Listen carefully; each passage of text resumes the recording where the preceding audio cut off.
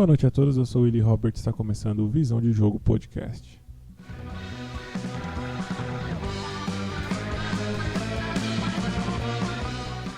Hoje nós falaremos do que para mim é o pior futebol do Brasil, a coletiva deplorável do Abel Ferreira, o subaproveitamento dos jogadores do Palmeiras, a briga entre Pedro e Felipe Luiz, Neymar, entre outros assuntos.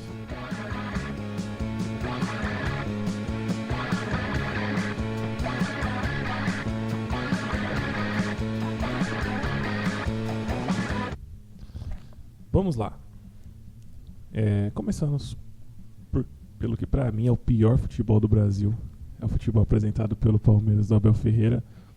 É um jogo que não ajuda os melhores jogadores, prejudica os piores jogadores, que nesse elenco, pra mim, são poucos, que são não tão bom qualificados tecnicamente. Mas começando primeiro falando sobre Palmeiras e Mirassol, vou utilizar esse jogo como base. Primeiro, defensivamente, o time do Palmeiras sempre se destacou, o time do Abel Ferreira sempre se destacou por ser um time que defensivamente é muito seguro, trabalha muito bem as bolas aéreas, tanto defensiva quanto ofensivamente. E ultimamente, quando eu falo ultimamente, é de 2023 para cá, não tem isso como um fundamento tão qualificado. 2023 ainda defensivamente era um time seguro, mas principalmente de 2024 para cá, defensivamente é muito instável, toma muitos gols bobos, gols que o time do auge do Abel não tomava. É um time que marca muito distante, marca muito longe o adversário, espera para dar o bote muito próximo da área, o que facilita para o adversário estando próximo da área. Se estiver dentro da área, então ele tem a área para se defender, pode sofrer um pênalti, próximo da área tem uma falta perigosa. E o jogo contra o Mirassol mostrou muito isso, quando você vê o Mirassol trocando passes desde a saída de jogo, com muita facilidade, muita tranquilidade. Nos 3/3 do campo o Mirassol trocou passes, bola de pé em pé dos dois lados, pelo meio de campo. Se mostrou um time muito bem treinado. Não é à toa que, até falou na transmissão, ganhou a Série D, a C, a B. Não foi com o mesmo treinador, acredito eu, mas ganhou. E chegou na Série A com méritos. É um time que há tempos já vem fazendo bons campeonatos paulistas, com bons desempenhos contra os times grandes. E agora na Série A está no meio da tabela. Provavelmente, pelo time experiente que tem, não vai brigar para não cair. Ou se brigar, não vai sofrer tanto, até porque tem muito time ruim, e muito time ruim mal treinado nesse campeonato. E o Mirassol parece ser um time muito bem treinado. E quando eu falo que o Mirassol saiu trocando passes, trocou passes em todos os terços do campo, começando pela saída de jogo, que vai ser um tema que eu vou colocar aqui sobre o Palmeiras, o que é uma dificuldade para o Palmeiras. Para o Mirassol foi muito fácil, como é para todo time que vai enfrentar o Palmeiras, sair jogando. Por quê? O Palmeiras raramente pressiona a saída de bola. Raramente pressiona a saída de bola do adversário. Quando pressiona, não faz isso muito bem. Talvez o jogo que o Palmeiras mais tenha feito bem isso, e aí foi um jogo em que você consegue colocar em questão, porque foi um adversário forte, querendo ou não, foi o Porto. Que pra mim foi o único jogo que o Palmeiras fez bom na Copa do Mundo de Clubes, porque pra mim contra o Botafogo o Palmeiras só jogou com a bola porque o Botafogo deu a bola, o Botafogo abdicou do jogo, tanto é que o Renato Paiva foi até demitido, porque aparentemente vai contra as diretrizes do John Textor. Mas contra o Porto o Palmeiras pressionou, teve chances, o Porto teve chance de fazer gol, mas o Palmeiras teve mais chances do que o Porto. O Palmeiras jogou melhor do que o Porto nos dois tempos, pressionou, atacou, se defendeu. Foi muito intenso na marcação-pressão, na marcação para buscar um contra-ataque, marcação baixa. Então, assim, aquele jogo sim foi um demonstrativo do que deveria ser o Palmeiras do Abel Ferreira. Se eu fosse treinador, eu jogaria de uma maneira diferente, mais com a bola. Prefiro assim do que ficar um jogo muito direto. Mas o estilo equilibrado é o estilo que melhor consegue obter resultados no futebol de hoje em dia. Se o Palmeiras jogasse tivesse um padrão como foi a partida contra o Porto, aquela fosse a média do Palmeiras, pô, tava ótimo. Pra mim tava ótimo. Porque aquele jogo o Palmeiras não ganhou porque perdeu muitos gols. Ali sim faltou eficácia, como o Abel sempre fala nas coletivas. Mas foi aquele jogo. Não teve outro jogo pro Palmeiras. E falando da marcação que eu estava falando, essa marcação distante do Palmeiras proporciona ao adversário o quê? Se o adversário quiser sair jogando desde lá de trás e for um time que sabe sair jogando, trazer bola pro meio, abrir para as laterais e de terço em terço chegar no final com a bola no pé, ele consegue. Porque o Palmeiras vai pressionar, sempre sobra espaço no meio, absolutamente todas as vezes, porque não sabe marcar pressão. Quando o Palmeiras vai marcar pressão, o Palmeiras sobe com o Vitor Roque. O Vitor Roque, coitado, se mata, acelera, puxa a marcação lá na frente, enquanto os companheiros, quando joga, no caso contra o Mirassol, foi o Facundo Torres de um lado, o Felipe Anderson de outro e o Veiga vindo de trás. Ao invés deles fecharem cada um em um, porque a marcação da pressão, você vai acabar fazendo uma marcação individual. Cada um vai em um para pressionar. Não vão. Depois que o cara já tocou a bola, já recebeu a bola e tá com a opção de passe, aí que eles vão marcar. E isso não é uma marcação-pressão digna. Não é. E o Palmeiras joga dessa maneira. Isso que é o ruim. O Palmeiras acaba tendo muita dificuldade em marcar pressão devido a isso. Portanto, fica muito difícil pros próprios jogadores você fazer uma análise muito individual.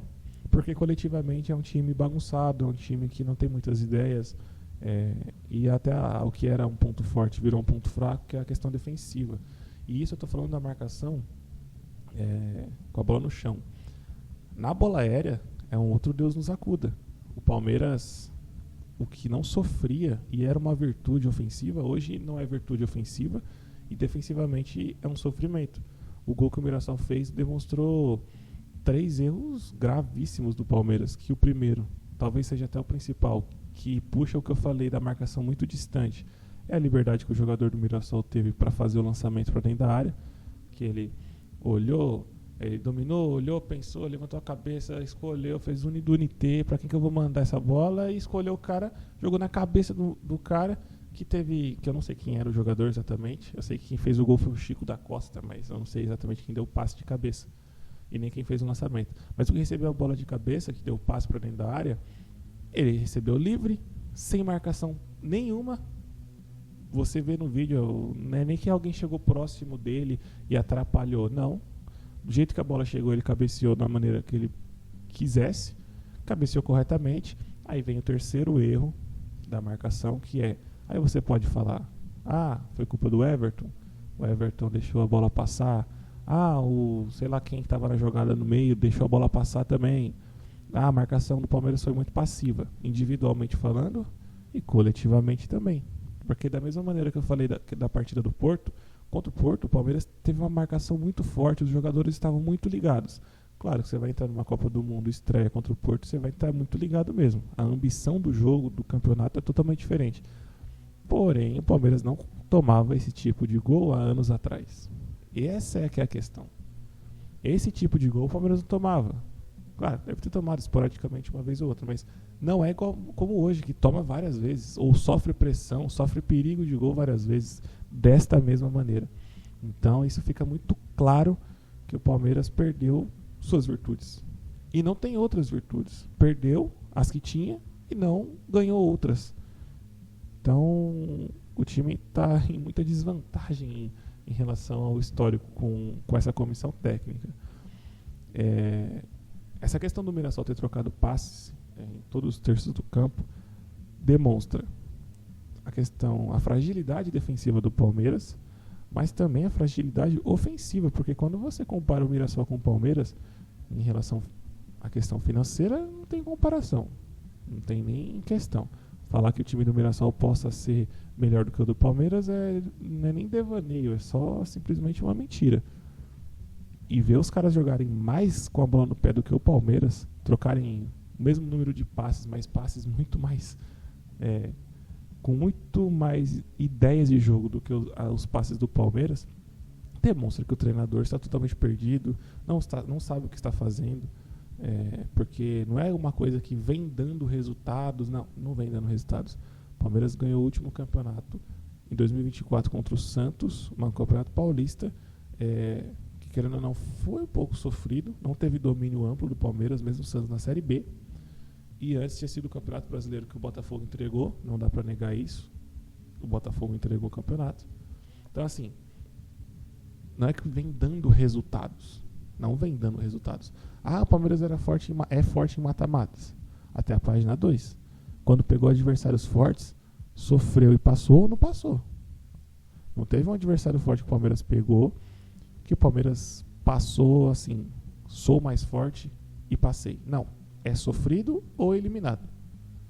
Então assim, tem o que se elogiar e o que se criticar, mas é muito mais o que se criticar hoje do que elogiar. Hoje não tem elogio nenhum, impossível elogiar alguma coisa do time do Palmeiras. E a culpa recai muitas vezes para os jogadores, que eu ainda vou entrar nesse assunto no segundo bloco, mas para mim é culpa quase que 100% do treinador. Hoje, para mim, é 100% da comissão técnica, hoje. Mas em muitos casos se divide ou parcela essa culpa. E aí você vai ver a questão do jogo do Palmeiras com a bola no pé. O Palmeiras não tem saída de jogo. O Palmeiras só joga pelas laterais. O coitado do centroavante, independente de qual seja, mas principalmente o Vitor Roque, que está nessa fase, corre pra caramba, é castigado o jogo inteiro. Ele é castigado o jogo inteiro, porque a bola não chega. Quando chega, é uma bola que ele precisa decidir, porque senão ele fica com tido como um perde-gol, como um jogador ruim, como muitas pessoas. São pessoas que só enxergam o resultado, só vê quem tá ganhando, quem tá perdendo, e quem tá ganhando é bom, quem tá perdendo é ruim. São pessoas que têm capacidade de analisar, e isso é natural, não é todo ser humano que vai analisar o jogo, até porque isso não é uma obrigação. Mas você falar que o Vitor Roque é ruim porque ele tá perdendo um gol é uma coisa, agora falar que ele é ruim sem o cara tá perdendo gol, porque não tem chance de gol que o cara perca. Não tem, tanto ele quanto o Flávio Lopes. Quando se fala que ele é ruim é porque ele não tá fazendo gol, mas não tá tendo chance. Não tá tendo chance. E aí a culpa não é dele. Não tem como falar que a culpa é do cara. Da mesma maneira que se cobra um meio campo. O meio não tá dando assistência, não tá dando passe para gol. Muitas das vezes é culpa do time inteiro, que aí recai sobre a comissão técnica, que não faz esse time jogar para aqueles jogadores desempenharem o melhor futebol que eles podem. E aí, começando do início, a saída de jogo do Palmeiras é trágica. O Palmeiras não consegue sair jogando. O Mirassol fez pressão sobre o Palmeiras e o Palmeiras rifou a bola. No segundo bloco ainda vou falar sobre as questões individuais e o Everton, que só dá chutão para frente. É uma coisa triste de ver, porque o Palmeiras não consegue sair jogando com a bola no pé, dando opção de passe, saindo em triangulação, tanto de um lado quanto de outro, pelo meio. Não consegue fazer isso, então fica muito fácil marcar o time do Palmeiras lá em cima. Se pega um time arrumado como o Flamengo, que pressiona naturalmente em cima, o Palmeiras não consegue, vai ser um jogo só de chutão pra frente. E eu acho que não dá nem pra contar com a sorte, porque aí se você dá a bola pro adversário igual fez contra o Chelsea, dá a bola pro adversário e nem sequer contra-ataca, porque se você só dá chutão, você não tá contra-atacando. Não é nem aquele time que busca a segunda bola no quebrão, que nem eram os times do Felipão. Não é nem isso. O Palmeiras não é chutão e vê no que dá. Às vezes consegue ficar com a bola, porque consegue, ganha a segunda bola, mas não é nem treinado pra isso. Até porque os jogadores têm nem essa característica, né? Então, o Palmeiras não consegue sair jogando. Quando o Palmeiras vai jogar, passa da saída de jogo do primeiro terço pro segundo terço do campo, que é a parte do meio de campo pro ataque, é só bola pelas laterais. Tanto é que o Piquerez é o que mais atua no campo de ataque, se for parar para analisar, é o que mais recebe bola, porque o Palmeiras só tá buscando os cruzamentos. Toda jogada termina com um cruzamento. Absolutamente todas as jogadas. Se você parar para ver as estatísticas, eu não tenho os números, mas o Palmeiras provavelmente é o time que mais cruza no Campeonato Brasileiro, ou se não, é um dos que mais cruza no futebol brasileiro. E não só cruzamento de bola aérea, cruzamento de bola na rasteira, jogadas de fundo. Só esse tipo de jogada. O Palmeiras não cria jogada pelo meio. Não cria jogada pelo meio. Quando muito, sobra uma bola pelo meio, como foi contra o Mirassol agora, do lance do Rafael Veiga, que ele descolou um chapéu ali, num erro do Mirassol, descolou um chapéu, assim, um balãozinho, foi bem alto, e deu passe pro Vitor Roque, que não dá nem pra considerar um gol perdido ali, porque a bola veio em cima, rápida ali, ele gingou e chutou errado. Mas ali claramente você vê que não é a qualidade que diz muito ali sobre aquele lance, e sim a confiança. O jogador tá querendo fazer o gol, tá precisando fazer gol, tava 0-0 na hora, e aí ele acabou finalizando errado. Então assim, eu não duvido que o Abel fale pro Vitor Roque: você vai ter uma chance de gol, então você tem que fazer aquele gol, você só vai ter uma chance, e trabalha o time para ter uma chance de gol. Eu não duvido, tendo em vista as coletivas e os jogos do Palmeiras, eu realmente não duvido que o time seja trabalhado para ter uma chance de gol por jogo, e tenha que fazer. E aí o cara na fase ruim, o time sem conseguir resultado, sendo pressionado, fica muito difícil essa bola que tem a fazer o gol. Então, esse tipo de jogo do Palmeiras não beneficia os jogadores, não beneficia a comissão técnica, não beneficia os torcedores, não beneficia ninguém. Dificulta para todo mundo, dificulta para o torcedor assistir, dificulta uma análise que não seja raivosa, porque você não consegue ver nada de bom nesse time, nada de bom. Faz parecer que o time do Palmeiras é horroroso, é ruim, faz parecer isso, porque ainda vou citar a questão do Richard Rios, mas o que esse cara foi subaproveitado no Palmeiras é uma coisa de louco. É uma coisa de louco. E os castigos centroavante, como eu falei, o Palmeiras não consegue criar chances para o centroavante perder o gol, como o Flamengo do Jorge Jesus era, que o Gabigol fazia 2 gols por jogo. Naqueles 6 meses de 2019, ele fez uma média de 2 gols por jogo, mas ele perdia 5 gols todo jogo. Ou melhor, perdia 3 e fazia 2. Tinha 5 chances de gol todo jogo, dentro e fora de casa. Aí, tipo assim, facilita pro centroavante. Então o cara vai fazer muito gol. E ele tem uma certa qualidade, tem estrela, fazia muito gol e fez. Então, para um jogador, independente se ele tem qualidade ou não, você tem que dar mais chances de gol pro cara. Senão, se você ficar contando com uma chance só, é inevitável, ele não vai fazer gol todo jogo. O cara, querendo ou não, ele é ser humano. E ainda você não tá falando de um craque. O Vitor Roque não é um craque. Pode até ser um dia um bom jogador, mas craque ele não vai ser. Então fica difícil pro time de uma maneira geral. Quando eu bato muito no Abel e critico muito, e você vê o gol da maneira que foi, o gol do Palmeiras, você percebe duas coisas. Primeiro, que a jogada foi bonita, a jogada foi muito boa, e o time do Palmeiras, os 3 jogadores que participaram da jogada, o Richard Rios com passe, o Veiga com passe de calcanhar e o Facundo Torres com gol, aquilo ali é uma prova de qualidade técnica dos jogadores e não uma qualidade tática, uma virtude da comissão técnica. O fato principal que prova isso que eu estou falando é a questão de do jogo inteiro não ter tido uma outra jogada que seja parecida com aquela. Ou seja, se fosse algo treinado, se fosse algo trabalhado durante os treinamentos, durante a semana, aquilo ali aconteceria pelo menos mais uma vez. Se fosse dar certo ou não é outra questão, mas pelo menos mais uma vez durante o jogo teria acontecido uma jogada parecida com aquela, uma tentativa de uma jogada daquela, mas não aconteceu. Ou seja, o Richard Rios tirou o passe da cartola, o Veiga tirou aquele outro passe também da qualidade dele, e o Facundo Torres acompanhou a jogada, mérito também do jogador que acompanhou a jogada, e finalizou, fez o gol. Ou seja, se o Abel, eu vou entrar nessa outra questão que é sobre a coletiva do Abel agora, mas se o Abel não tivesse um ego do tamanho que ele tem, não fosse arrogante como ele é, o correto era ele chegar na coletiva, independente de qualquer pergunta.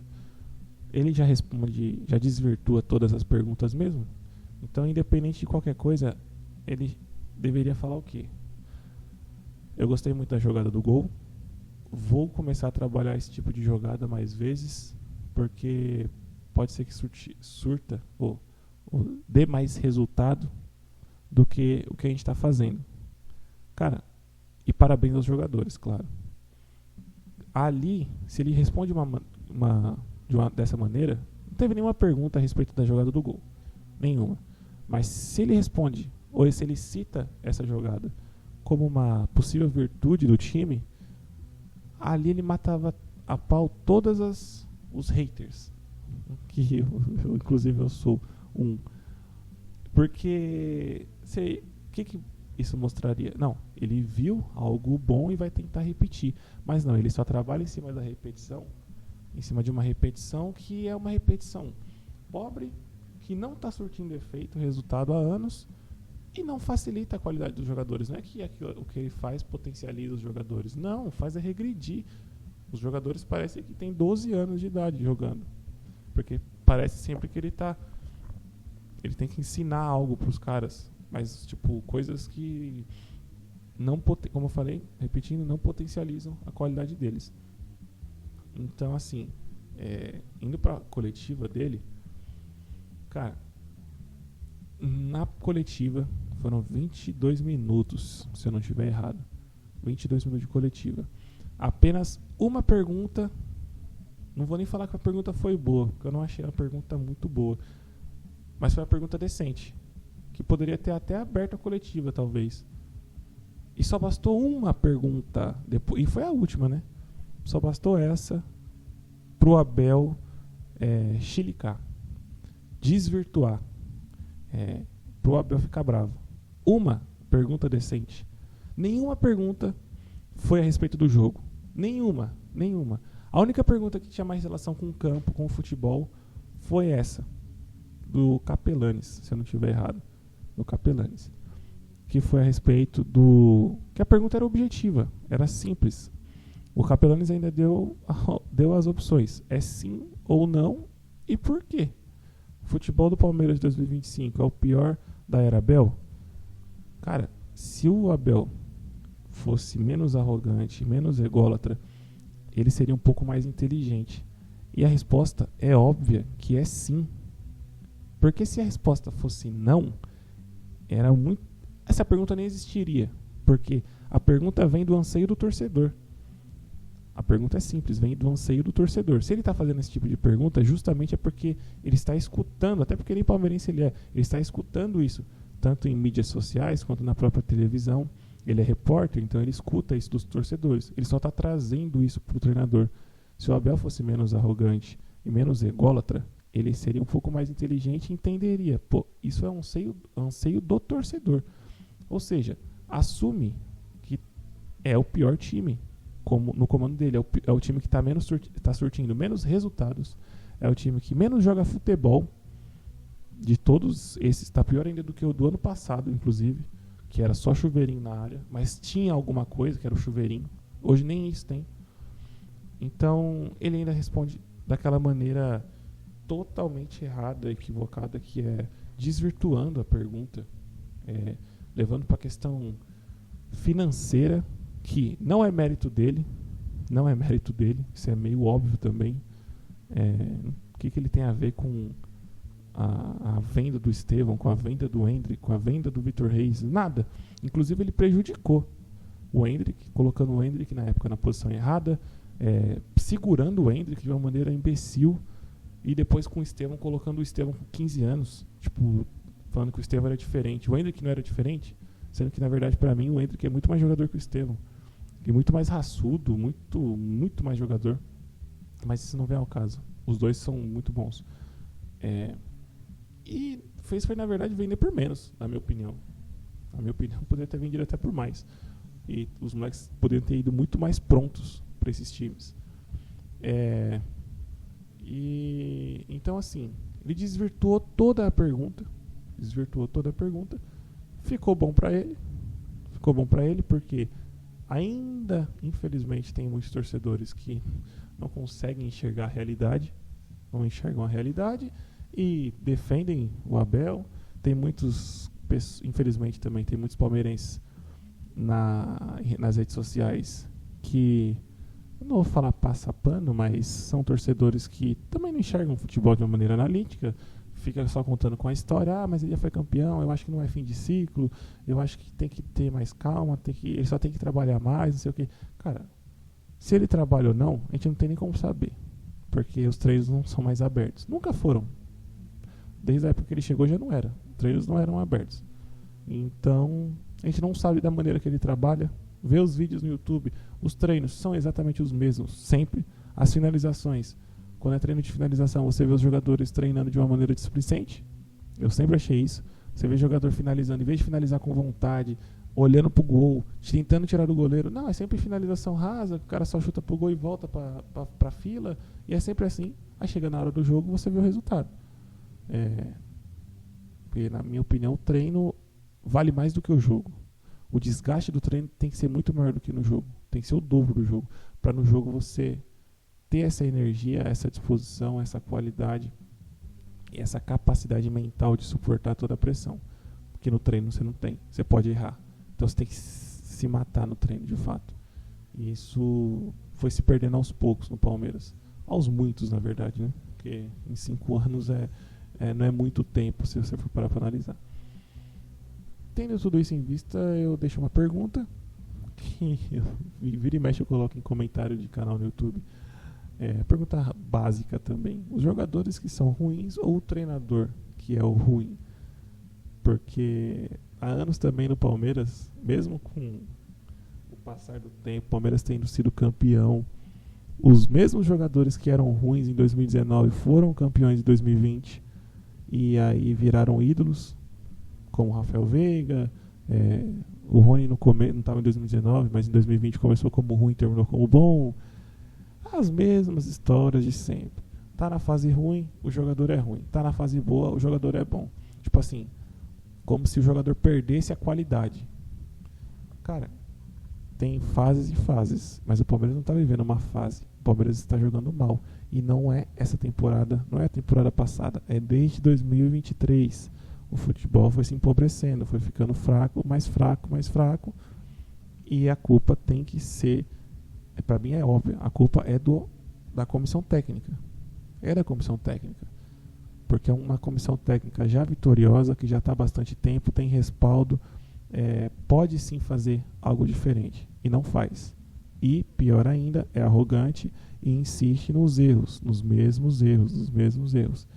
Não muda, não tenta algo diferente. Aí pode ser que para mim também entra nesse ponto. Embora eles sejam arrogantes, também são limitados. Não tem essa capacidade de fazer o time jogar mais futebol, jogar para frente, com a bola no pé, trocando passes, sendo mais calmos com a bola no pé. Não tem essa capacidade.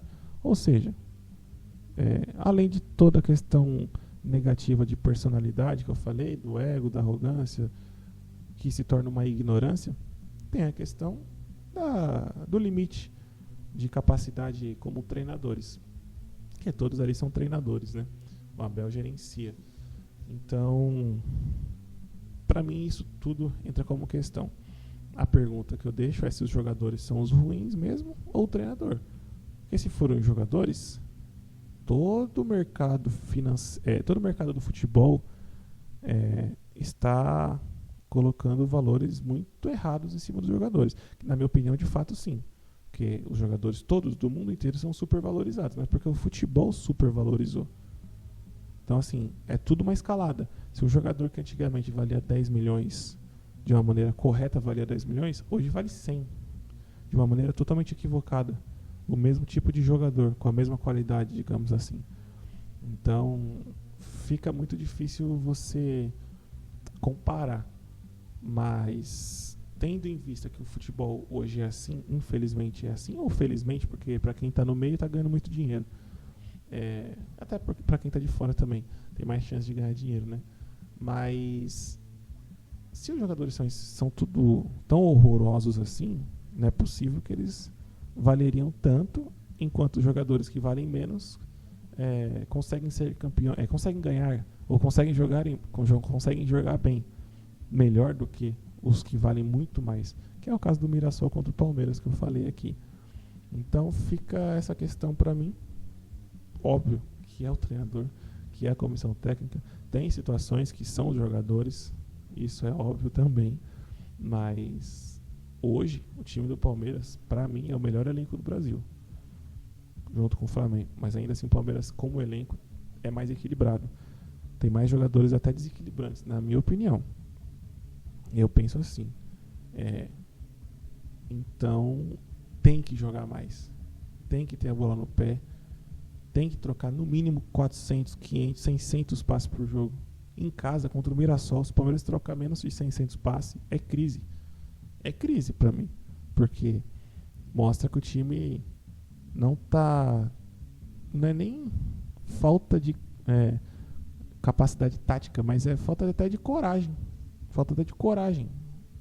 Porque não tem como. O Palmeiras, acho que contra o Mirassol trocou 300 passes no máximo. Não sei. Eu acho que foi mais ou menos isso. Precisando vencer praticamente o jogo inteiro. Porque passou o jogo inteiro 0-0, fez 1-0, logo depois tomou o gol. Então passou o jogo inteiro precisando fazer um gol. E mesmo assim foram só aquele número de troca de passes.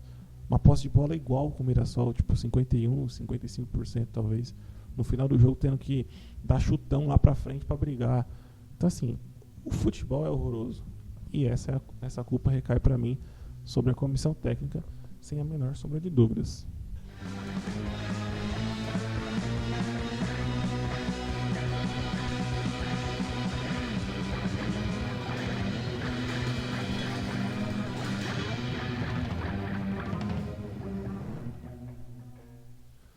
Vamos agora para o bloco 2. Esse bloco 2 agora eu vou estar falando sobre... mais sobre individualidades. Sobre os jogadores. Eu não vou listar um por um. Falar minha opinião sobre jogador por jogador. Eu acho que eu tenho os 6 jogadores aqui a se destacar. São 6 jogadores que eu coloquei aqui para pontuar. O primeiro é o Everton. Vou começar de trás para frente. O primeiro é o Everton. São 2 pontos. O título que eu coloquei aqui da pauta é: o Everton só dá chutão. Esse é o ponto que eu tenho que trazer para vocês. Do porquê que eu acho que ele só dá chutão, e do porquê ele só dá chutão independente de qualquer situação. Porque não dá para cobrar também dos goleiros, no caso o Everton, que ele saia tocando, saia jogando todos os jogos a qualquer momento, porque aí vira um time do Diniz. Aí vira um Fernando Diniz 2.0. Não é 100% assim, não tem que ser 100% assim também. Mas quando você tem 2, 3, 4 opções de passe, como aconteceu no mínimo umas 3 vezes que eu lembro no jogo agora contra o Mirassol, e você escolhe dar um chutão, e aí, escute bem, chutão, não é lançamento. Cara, é culpa sua. Sua, no caso, o Everton. Não tem como tirar a culpa dele e colocar na comissão técnica. Quando acontece esse tipo de coisa, tem 2, 3, 4 opções de passe. Que mesmo se o adversário está pressionando, com 3, 4 opções de passe, você consegue trabalhar a bola. Só que entra o segundo ponto, que aí é um contraponto a esse mesmo argumento, que é a questão do time não ser treinado para sair jogando. Se o time não é treinado para sair jogando, vira uma instrução no caso pro goleiro dar o chutão. Vira uma instrução.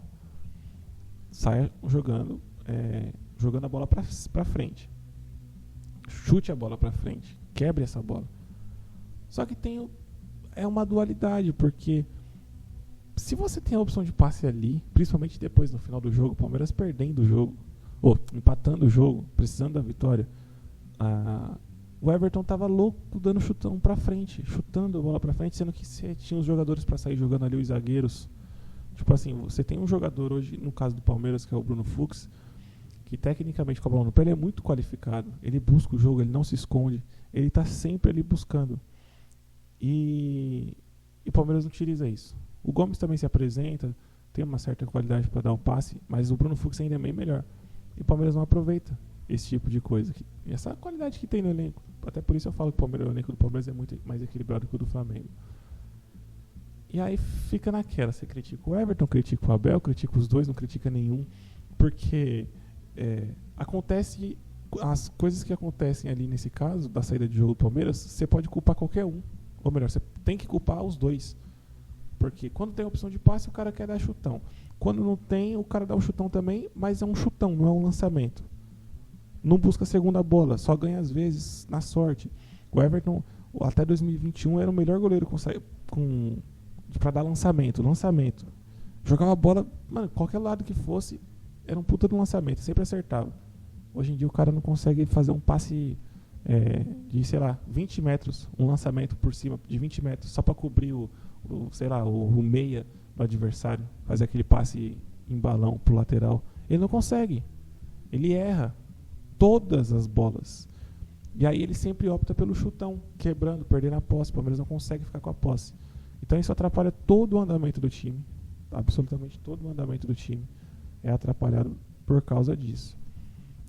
Para mim, para finalizar o Everton, é culpa dos dois. Comissão técnica e jogador. O Everton não está começando agora. Ele tem idade, tem estofo, tem experiência e tinha capacidade técnica até então, até anos atrás, para fazer diferente. E não faz.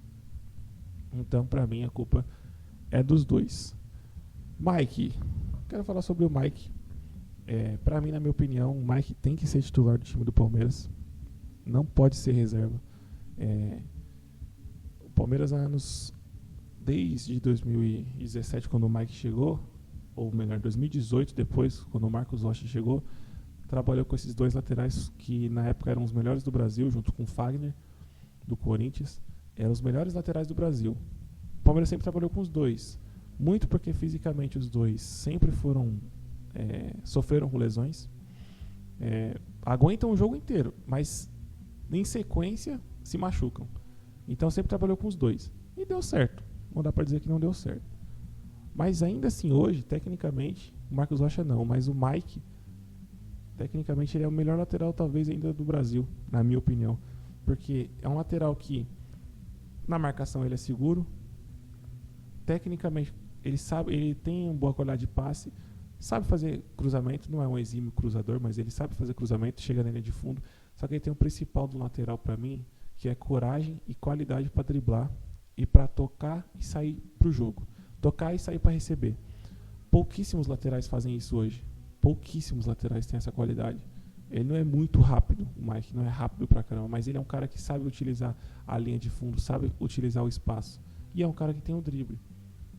Então, em comparação com o Giai, por exemplo, outra questão que chega na parte da comissão técnica, não se sabe se o Giai não tem essa qualidade.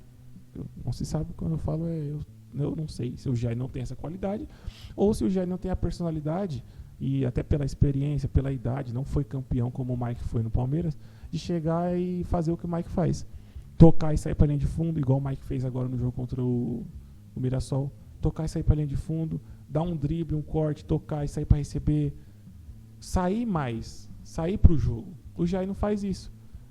Então, assim, uma qualidade que eu vejo no Giai, uma qualidade técnica, com a bola no pé, que é parecida com o Mike também tem essa qualidade, que é arrancar, explorar o espaço com a bola no pé de uma maneira muito ligeira.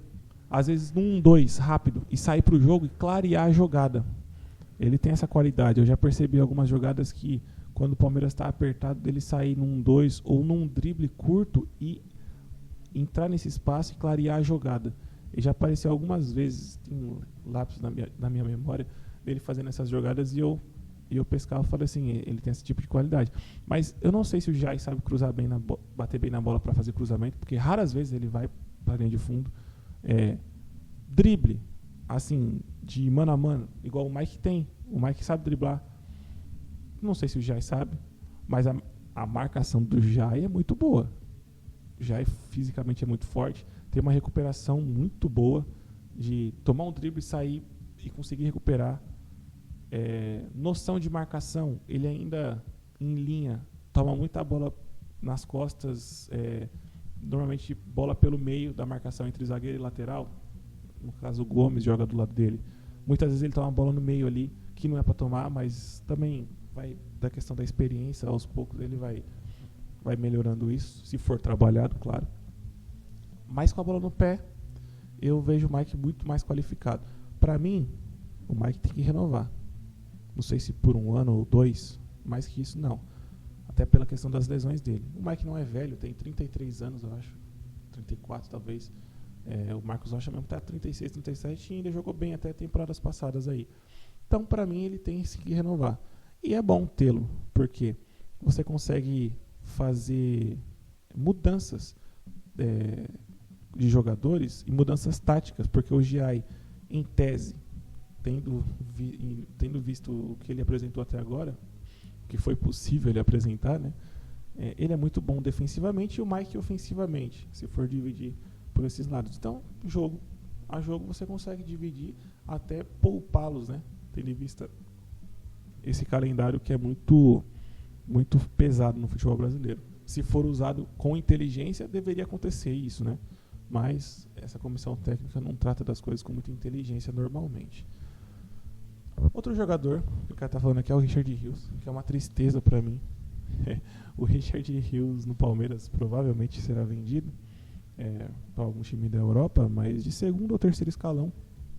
Mas é um jogador que eu tenho certeza que caindo qualquer time de segundo ou terceiro escalão na Europa, ele vai jogar muita bola. Em talvez 6 meses ou no máximo uma temporada, vai ir para um time de primeiro escalão. Ele vai acabar indo por um Barcelona, por um Real Madrid, por um Liverpool da vida, por algum time assim. Porque ele é um jogador completo, que a Europa, o estilo de jogo dele, a Europa adora, porque ele é polivalente, tem qualidade com a bola no pé, marca muito forte, tem uma recuperação absurda, bola aérea, finalização, passe, é completo. Tem o drible, tem o gingado do sul-americano e a disciplina da Europa. Então, tipo assim, por mais que ele tenha 25 anos já, talvez um time gigante da Europa não venha atrás dele aqui no Brasil. Mas estando lá, tendo provado que... Porque eles têm esse preconceito, né? Não jogadores mais velhos... Na verdade, é burrice. É burrice. Porque se estiver mais velho, em tese vai estar mais barato para eles. Se o cara tem essa qualidade, é muito melhor para eles levar daqui do que depois que está lá. Porque eu tenho certeza que se ele sair daqui do Palmeiras por 25, 30 milhões, fazer uma temporada muito boa lá, que muito provavelmente ele vai fazer, se cair num time arrumado, então tem mais chances ainda de provar seu futebol. Porque aqui no Palmeiras bagunçado ele conseguiu jogar o que jogou, mostrar essa qualidade. Então, ele não pegou o Palmeiras de 22, de 21, de 2020, ele pegou de 23 para frente, que foi o pior Palmeiras do Abel. Então ele conseguiu fazer. Cara, num time arrumado, se ele vai para a Roma, estão falando da Roma. Dizem que o treinador da Roma vai ser um treinador ofensivo, tal, não sei o que. Para ele seria muito bom. No Benfica, não sei quem é o treinador do Benfica. Eu sei que o Sport é um time que tá jogando para frente, que vai até campeão do Campeonato Português. Mas o Benfica eu não sei. Então, assim, eu sei que é um jogador que no máximo 1 ano vai acabar indo para um time desse. Porque é muito qualificado tecnicamente, disciplinado. Cara, é completo. É um jogador completo. É um jogador que o Palmeiras subaproveitou de uma maneira absurda. Era um jogador que, desde que chegou, claro que teve o Endrick, mas tendo em vista que o Endrick era moleque, foi o craque do time, os dois, pode-se dizer assim. Para mim, de todo esse tempo, foi o jogador mais diferenciado que o Palmeiras teve. Teve o Endrick, o Estevão, mas diferenciado era o Endrick e o Rios, para mim. O Estevão não é nesse nível de diferente. Ele é muito bom jogador, mas faltou muita coisa. O que ele era na base, ele não foi no profissional, muito por culpa do Abel, porque ele sempre foi meia na base, e aí inventou que ele era ponta. O Abel inventou que ele era ponta. Mesmo o cara falando que foi pro Chelsea, porque o Chelsea enxergava ele como meia, o Abel continuou insistindo ele na ponta. Assim, é de uma arrogância tremenda. E prejudicou o moleque. Prejudicou, porque eu peguei uma birra do Estevão, mesmo sabendo que a culpa era muito do Abel, mas aí ele acabava fazendo muita burrice também dentro do campo, errando muita coisa besta. E aí não tem o que fazer. Aí não tem o que fazer. Mas, pra mim o Rios é um jogador muito diferente. Muito diferente. Eu espero que ele fique na temporada, porque se ele sair, O Lucas Evangelista não dá conta e não se sabe que jogador que o Palmeiras pode contratar. O Danilo foi pro Botafogo, seria uma opção, mas também muito caro, com uma lesão de joelho, então é complicado. Não tem uma... Para você encontrar um jogador igual o Rio, você não vai encontrar, porque ele é muito diferente. Eu comparo até ele com o Gabriel Jesus, é um jogador que jogou futebol de rua, jogou futebol de salão, tem saídas muito diferenciadas, tem saídas as saídas que eu quero dizer são as dificuldades durante os momentos do jogo. Vamos fazer uma comparação. Aquele gol do Gabriel Jesus 2015 na Copa do Brasil contra o Cruzeiro, em cima do Fábio, Gabriel Jesus tinha 17 anos, era a primeira temporada dele no profissional, tava cara a cara com o Fábio no Mineirão. O cara simplesmente jogou a bola sem ângulo, né? Sem ângulo, jogou a bola para um lado, jogou a bola pro outro e chutou pro gol. Tipo assim, cara a cara com o goleiro na pequena área, o cara botou o Fábio pra dançar na frente dele. Aquele gol ali é gol que você faz na rua de cima contra a rua de baixo. Você tá jogando com seu amigo, você dribla pra um lado, dribla pro outro, chuta pro gol, um golzinho. Ele jogava dessa maneira, Gabriel Jesus, naquela época no Palmeiras. Claro, na Europa diferencia um pouco, mas ele tem essa qualidade. E o Rios eu vejo igualzinho. O Rios eu vejo esse tipo de qualidade nele. De uma saída de jogo diferenciada, uma saída que eu quero dizer é uma saída sob pressão, dificuldade, solução para as jogadas, melhor dizendo. A solução que ele traz para as jogadas é muito, muito diferenciada. Então, assim, é uma perda muito grande se o Palmeiras de fato vender. Porém, é um dinheiro que entra, só parece, aparentemente, que só pensam no dinheiro no Palmeiras, então acaba ficando por isso. É uma tristeza saber que o Rios foi subaproveitado no Palmeiras. Sinceramente, é muito triste. É um cara que podia ter marcado uma época muito boa aqui no Palmeiras, mas infelizmente, devido a essa comissão técnica, ficou muito o futebol dele ficou muito subaproveitado. Talvez ele poderia ter alcançado o nível, sei lá, que os caras estão chamando agora de Prime, que seria o nível 10. Ele poderia ter alcançado o nível 9 no Palmeiras. Com toda os jogadores que o Palmeiras tem, com a capacidade, com o entrosamento, ele poderia ter alcançado o nível 9 aqui, para só alcançar o 10 na Europa. Ele alcançou o nível talvez 6 dele aqui, de capacidade. Então ele tem muito mais a melhorar e a ser mostrado. Mas tomara que ele fique, ou se ele for, que ele vá para um time que dê essa possibilidade dele mostrar esse futebol. Agora outro jogador é o Facundo Torres. O Facundo Torres jogou pela direita essa partida contra o Mirassol e mostrou que é um jogador de futebol. Demonstrou ser um jogador de futebol. Na esquerda ele não era jogador. Ele era um cara que todas as jogadas recebia. Se era contra-ataque, se era armação de jogadas, se era qualquer coisa. Dominava a bola, virava para a esquerda, ajeitava o corpo e tocava para trás. Virava a bola para a esquerda, ajeitava o corpo, tocava a bola para trás. Todas as jogadas ele fazia exatamente a mesma coisa. Não tinha diferença. Na direita já não.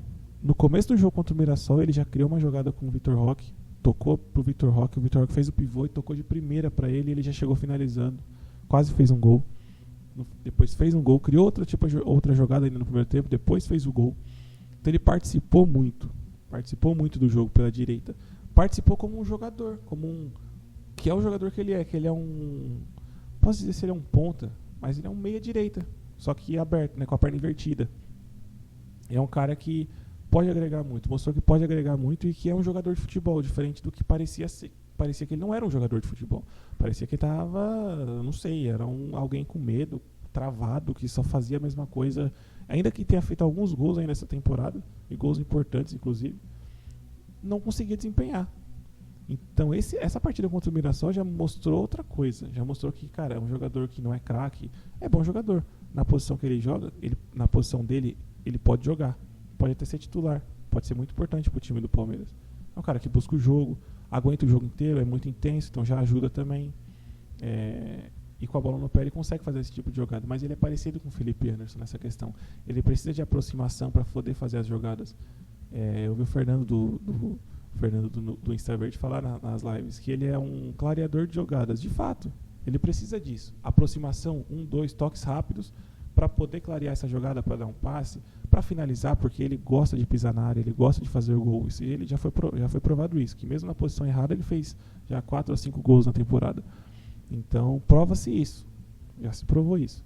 Então, é um cara que pode ser muito útil, até o momento é titular, tendo em vista que o Felipe Anderson, que é o próximo jogador que eu vou estar falando aqui, jogou pela esquerda. Na direita, até então, ele é o titular. Aí vamos falar sobre o Felipe Anderson. O Felipe Anderson é um jogador, como eu falei do Facundo Torres, citei ele também, ele precisa de aproximação. É um jogador que sozinho, mano a mano, para fazer jogada individual, ele não vai fazer. Embora que ele tenha feito contra o Mirassol aquela arrancada lá, foi uma jogada esporádica, tinha um espaço, ele foi e aproveitou. Mas mano a mano, para driblar 1, driblar 2, não vai fazer. Não vai fazer. Ele não tem nem essa velocidade. O drible que o Felipe Anderson tem é diferente. Parece que os jogadores, até as torcidas não entendem, né? São poucos que entendem. Cada jogador tem a sua característica. Não tem como eu quando eu vou jogar, eu jogo volante, meia, depende do time. Se o time for ruim, tenho que jogar no meio. Se o time for muito bom, eu posso até jogar de volante e marcar mais. Mas eu não consigo driblar mano a mano e botar para correr. Eu não sou rápido. Mas eu tenho uma visão de jogo, até por isso é o nome do canal. Eu tenho qualidade no passe, finalização. Eu tenho que aproveitar minhas características. O Felipe Anderson tem esse tipo de característica. Aproximação, 1, 2, drible curto, muito rápido. O Felipe Anderson é capaz de driblar 2, 3 numa jogada de drible de corpo. Como ele já fez algumas vezes no Palmeiras. Não foram várias, infelizmente. Foram algumas vezes que ele já demonstrou essa qualidade. E também, querendo ou não, clareia a jogada. O time está sob pressão. Se você treinar bastante bobinho, aqueles bobinhos da Europa, que o pessoal fala que é a Honda, que aí você não fica parado, você fica rodando o time, trocando passe, rodando, enquanto o bobinho fica marcando ali. Trabalha muito isso. O Felipe Anderson parece que trabalhou muito isso, e ele tem essa capacidade do quê? De sair sob pressão muito bem. Sair pro jogo, driblar mas sob pressão. Agora, mano a mano, que nem o Dudu fazia, Neymar faz, tipo de driblar mesmo, sair em qualquer jogada o cara vai lá e dribla, mano a mano assim, ir pra dentro, não faz. Por isso que a posição dele é meia direita.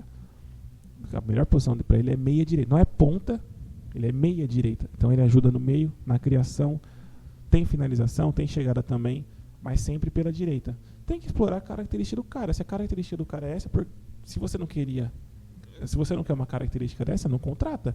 Não foi lá e trouxe o cara de lá, da Lazio? O cara jogava dessa maneira, sempre jogou bem dessa maneira, por que vai mudar? Vai botar na esquerda. Essa é uma coisa que não tem como cabimento.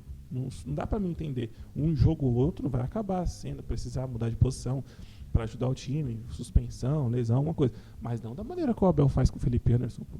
Você gasta a bala que gasta no salário do cara. É um jogador que tem muito potencial para ser explorado no Palmeiras. Você subutiliza o cara. Subutiliza. Botando na posição errada, fazendo com que os jogadores não se aproximem dele para fazer as jogadas. E aí não dá certo. Fica sendo... não se torna útil para o time. Só que aí ele não se torna útil. O Facundo Torres não era útil, ou não é, dependendo da posição. O Veiga para de ser útil. O Maurício não engrena. O Vitor Roque sofre. Aí fica todo mundo mal. Aí ainda tem gente que pergunta, mas será que é o treinador ou será que é os jogadores? Não sei, eu acho que os jogadores são muito ruins, não sei o quê. Aí depois que é campeão, não, esses jogadores são muito bons, não sei o quê, não sei o que lá. Com os mesmos jogadores, o Palmeiras já perdeu e já ganhou. Será que os jogadores são ruins? Ou era o treinador que era ruim? Como foi na época com o Luxemburgo, que não é um treinador ruim, mas passou por uma fase ruim, até por isso não está treinando mais ninguém. E o Abel assumiu, foi muito bem, e depois foi se perdendo, né? O outro jogador que eu quero falar é o Rafael Veiga. O gol que o Palmeiras fez contra o Mirassol mostrou uma qualidade que todo mundo já sabe que ele tem, que é de pisar na área. O Veiga nunca foi um meia armador, assim, foi um meia atacante. Fez muito gol decisivo, sempre fez muito gol, na verdade, e principalmente gol decisivo. E aí, sempre foi esse cara. Só que mesmo como meia atacante, o meia precisa armar o jogo muitas vezes. Só que hoje ele não tá, talvez, com essa muito por causa do time, da questão coletiva do time, de não ter aproximação, que é outro jogador que precisa de aproximação, não é o cara para fazer a jogada individual de driblar 2, 3 e dar um passe na cara do gol igual o Valdívia fazia. Mas é um cara que é um meio atacante. É um meio atacante. Então, eu sugestiono, melhor dizendo, que ele seja um segundo atacante. Porque esse time do Palmeiras foi montado para jogar com 2 atacantes, que é o Paulinho e o Vitor Roque. Paulinho não é ponta mais. Ele foi no começo da carreira. Quando ele voltou para o Atlético, ele já voltou como um atacante. Jogava aberto, mas sempre foi um atacante. Jogava na escalação, ele saía como aberto, mas sempre, como ele era rápido, ele é rápido ainda, né? A questão da lesão ele estava forçando muito nessa Copa do Mundo, mas quando ele estiver pronto, ele continua sendo rápido. Não tão rápido quanto antes, mas continua sendo rápido, forte, fazedor de gols. Mas ele é um segundo atacante hoje. E o Vitor Roque é o centroavante. Tendo em vista isso, o Veiga poderia ser muito bem o segundo atacante desse time. Porque você conseguiria aproveitar a qualidade dele no meio, você povoa o meio campo, e você vai ter a chegada, que é a melhor qualidade dele, a chegada dentro da área, a pisada dentro da área, a finalização da jogada.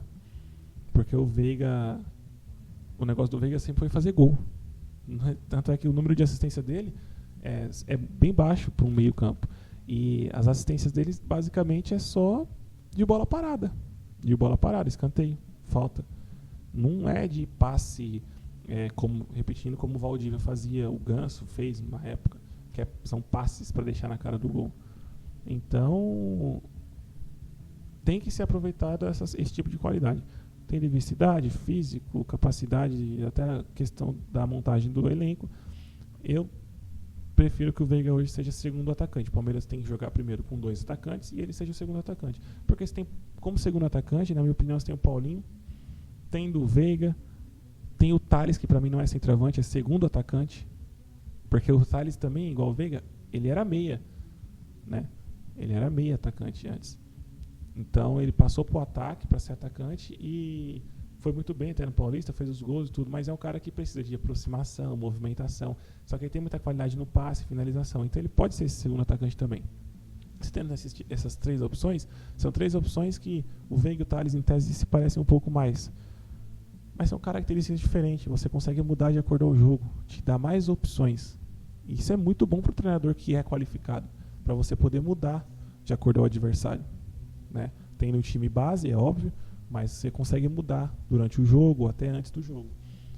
Então, na minha opinião, o Veiga tem que ser esse segundo atacante para poder até dar mais espaço para o Maurício, que é mais novo, tá bem, tá jogando bem, tem que jogar mais vezes, assumir logo a titularidade, porque o Veiga até jogou bem, deu esse passe, tudo, mas para mim, ele de segundo atacante vai ser muito melhor aproveitado.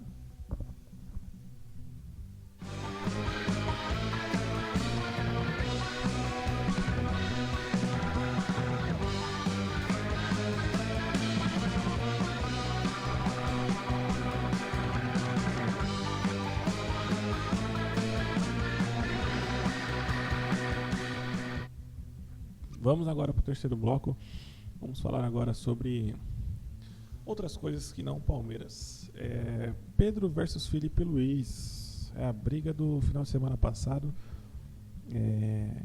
Eu vi várias opiniões sobre essa treta que pra mim não influenciou em muita coisa não. Porque, por exemplo, o Neto falando que o Felipe Luiz foi traíra com o Pedro, que o elenco vai se voltar contra ele e não sei o que, sei que. Eu tenho uma tese. O Felipe Luiz acabou de se tornar treinador. Tem mais ou menos 2 anos, contando com o tempo que ele foi treinar a base do Flamengo. Ele conhece todos os jogadores do elenco, praticamente, porque acabou de aposentar. Tem o respaldo da diretoria, tem o respaldo da torcida e tem o respaldo do grupo. Por que eu falo isso? O Felipe Luiz não é um treinador que ganhou tudo, tem 50 anos, tem 20 anos de carreira e pode acabar por ser arrogante, como o Mourinho. O Mourinho sim é um cara que pode acabar se queimando com o grupo e não tá nem aí. O Felipe Luiz já não tem essa possibilidade. Ele está em começo de carreira. Se ele se queimar com o grupo do Flamengo, quem é que vai contratar? E o grupo tem muita força. Se o grupo tiver... se ele... O treinador, qualquer um que seja, perde a mão do grupo, ele está frito. Não recupera. Porque jogador é vaidoso, jogador é safado de modo geral. E ele sabe disso porque ele era jogador e provavelmente deve ter queimado algum treinador na carreira. Junto com... Pode até não ter concordado, mas participou de grupo que queimou. Porque, infelizmente, é o que acontece. Então, o treinador tem que comer um pouco na mão do grupo. Mas para ele tomar esse tipo de atitude, na minha opinião, eu parto por esse princípio. Ele sabe o que ele está fazendo. Não foi uma atitude descontrolada. Foi muito bem pensada. E se foi muito bem pensada, pode ter certeza que o grupo está com ele. Ele deve ter falado com os capitães, com a diretoria, isso é óbvio, porque senão ele estaria passando por cima da diretoria. Mas com os capitães, ele deve ter falado. E muito provavelmente essa atitude dele deve ter partido da ideia dos jogadores, do grupo. Porque foi uma atitude muito drástica e muito forte a opinião que ele colocou. Que foram a questão do falar que o Pedro não estava treinando, o Pedro não estava se comprometendo, e isso prejudicava não só o Flamengo, mas como ele. E falando também, falou a respeito de tudo, né? Botou o Pedro na parede. E essa exposição que o Felipe Luiz colocou, expôs muito o Pedro, mexe com o ambiente interno, isso é óbvio. Mas se o grupo está com ele, mexe com ele mais do que com o grupo. Ele e Pedro. Porque eu fico imaginando a cara do Pedro. Isso foi a coletiva do Felipe Luiz, foi pós-jogo, né? Contra o São Paulo. Que ele não tinha sido relacionado e tal. E a pergunta veio. Imagina a cara dele no treino. Não falo nem no. No treino, né? Porque ele não foi relacionado. No treino na segunda-feira. Não sei, o jogo foi no sábado, né? Se eles treinaram no domingo, treinaram no domingo. Imagina a cara dele no domingo ou na segunda. No primeiro treino, pós a coletiva, para chegar no clube, todo mundo, ele sendo um assunto totalmente negativo. Cara, isso é para mexer com o brilho do jogador. É pro cara, não só do jogador, do ser humano, né? Pra ele entender que ele tá errado, porque não tem como o cara, depois de ter ouvido isso, achar, não, eu tô certo. Porque se ele tivesse certo, ele estaria jogando, no mínimo relacionado. Porque ele é um jogador caro, que tem história no clube, é muito qualificado, a mídia inteira sabe que o cara é o melhor centroavante do Brasil, já é falado, conversado a respeito disso. Mas se ele não está sendo relacionado, o Flamengo está ganhando do mesmo jeito, não está fazendo falta para o clube, a torcida não está satisfeita com esse negócio dele estar fora e tá por isso, porque dentro de campo também não está correspondendo quando joga. Tem a questão da lesão e tudo, mas não é justificativa completa esse fato da lesão. Não é possível que ele entre no CT e ache que tá tudo, que ele é o certo. Eu não consigo imaginar uma pessoa ter essa certeza tão grande de falar, não, eu tô certo, pronto, acabou. Não tem cabimento. Embora o ser humano é complicado, não dá para desconfiar de nada vindo do ser humano, mas é muito complicado isso. Então falar que o Felipe Luiz foi traíra, eu acho completamente o contrário. Eu acho que o Pedro foi traíra com o grupo e com ele mesmo. Porque fazer o que ele fez, e ele fez isso, porque a nota que ele soltou depois não desmentiu. Não desmentiu em nenhum momento que ele não deixou de... não desmentiu em nada o Felipe Luiz. Acho que a nota dele que ele soltou, ele apenas falou que ia se dedicar... que tá pelo Flamengo, que vai jogar, que honra a camisa, aquele blá blá blá de sempre.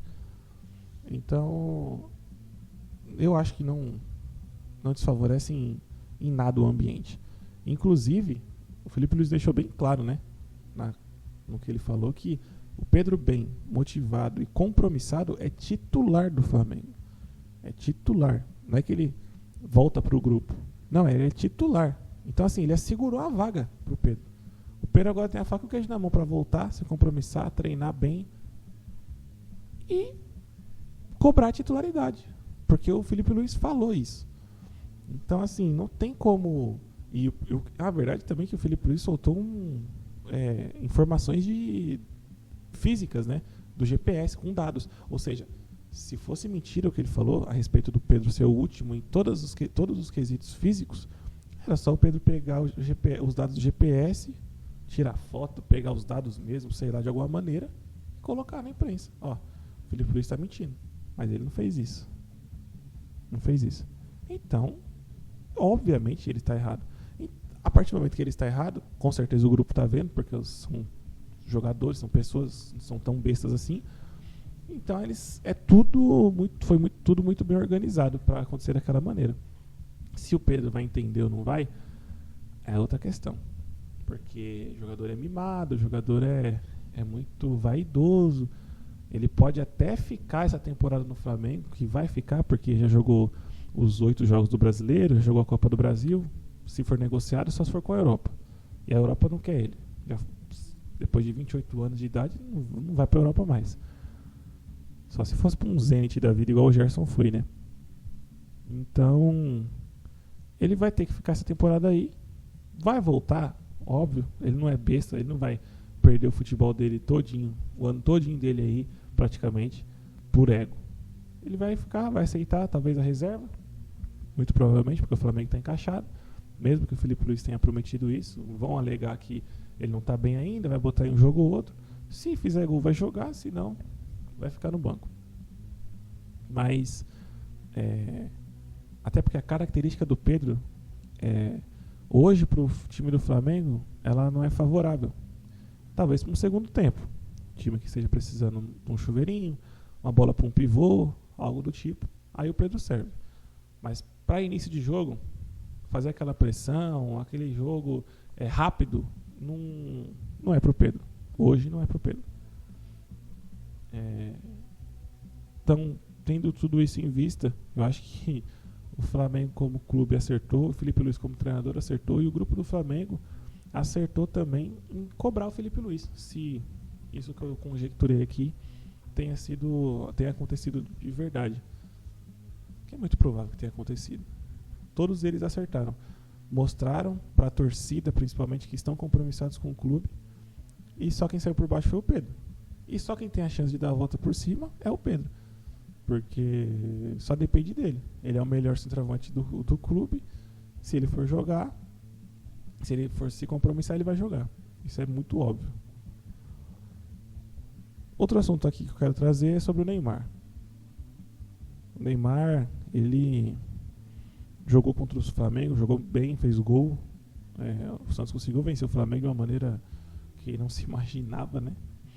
E eu quis trazer um ponto aqui para vocês, aqui já mais no final desse podcast, que é o seguinte. Eu sempre tive essa opinião, e depois dessa Copa do Mundo ela se fortaleceu. Neymar foi o jogador que faltou para qualquer um dos 4 brasileiros nessa Copa do Mundo. O motivo é simples, que o Neymar é um gênio jogando futebol. Tipo, é ele, Messi, Cristiano Ronaldo e só.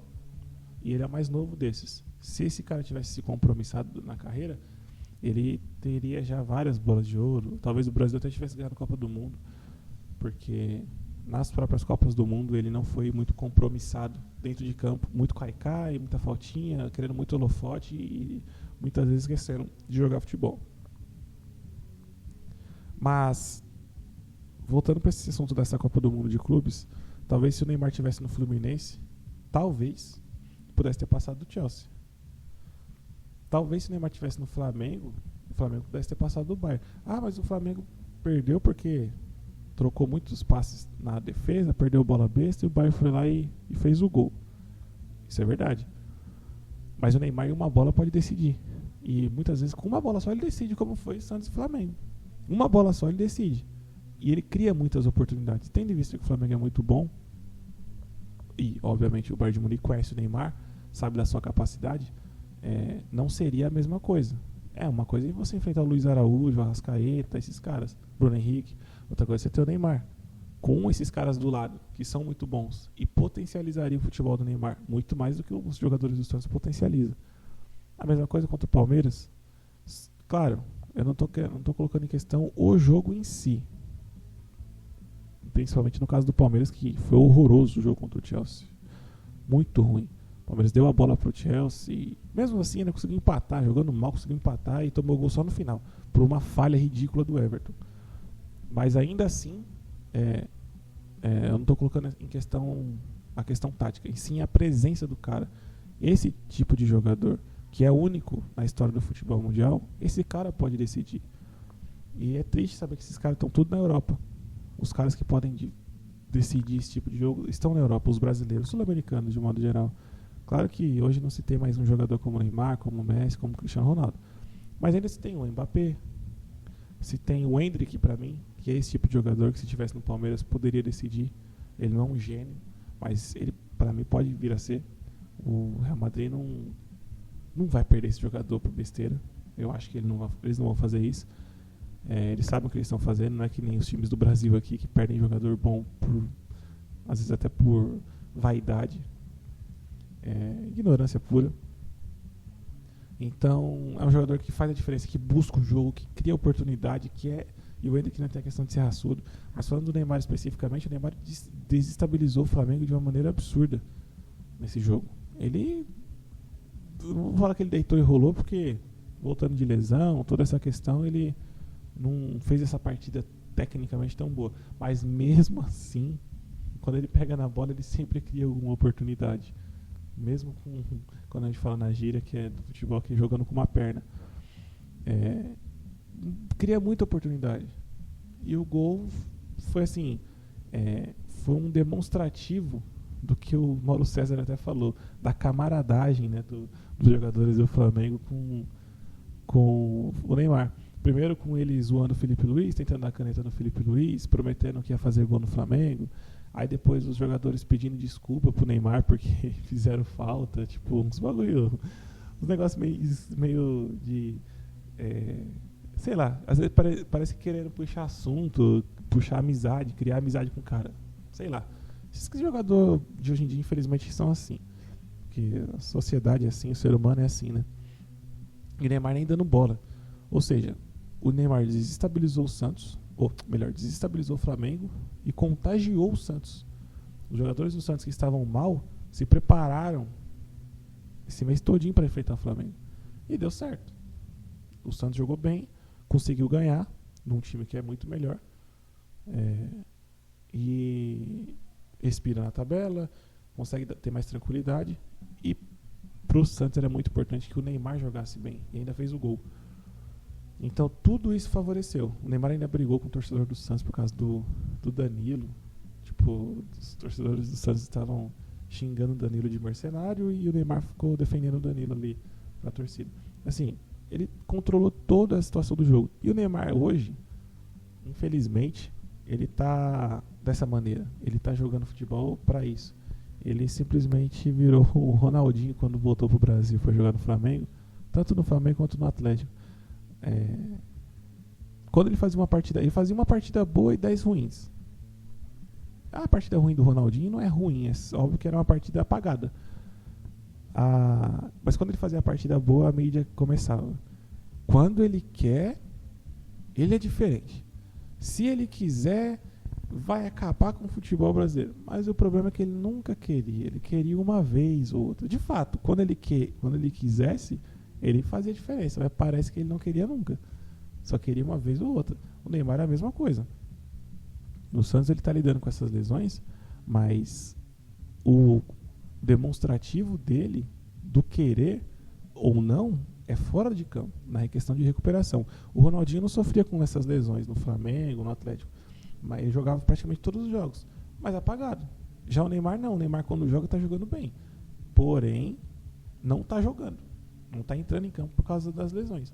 Se ele conseguir engrenar, eu acho que para mim pro Santos, em relação ao Santos, é burrice os caras colocarem ele contra o Mirassol.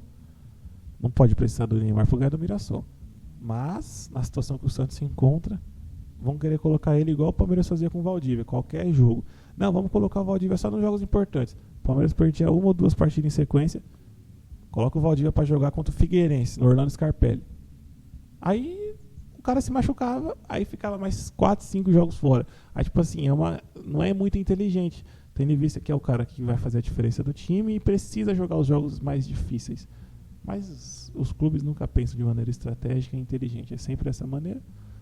Infelizmente, pro Santista é ruim, porque quer ver o Neymar em campo nas mais partidas possíveis, mas tendo em vista essa questão física, não dá pra ver todas as partidas. Então que seja nas partidas mais difíceis, mais importantes, que ele vai ajudar mais. E pro futebol brasileiro também não é muito bom, porque se ele ficasse se machucando, pra seleção é ruim, que ele chega menos inteiro na Copa, porque ele vai jogar a Copa. Chegando próximo da Copa, ele não vai se expor pra se machucar, porque ele é tonto. Ele sabe disso. Ele só tá pela Copa, então ele não vai se expor nesse ponto. Mas até lá, talvez até o final desse ano, o certo era ele jogar mais vezes, com mais regularidade. Mas até para ter esse ritmo, criar esse ritmo e tudo. O Santos não vai jogar em partida muito decisiva, tá brigando para não cair, mas com ele pode ser que consiga algo a mais, né? Mas pro futebol brasileiro não é, e nem pro Santista é muito positivo essa questão. Mas de modo geral é isso. Esse foi o Visão de Jogo podcast. Eu sou o Willy Robert. Este programa estará acontecendo todos os sábados. Estarei postando às 19 horas, todos os sábados. E semana que vem estaremos de volta. Um abraço e valeu.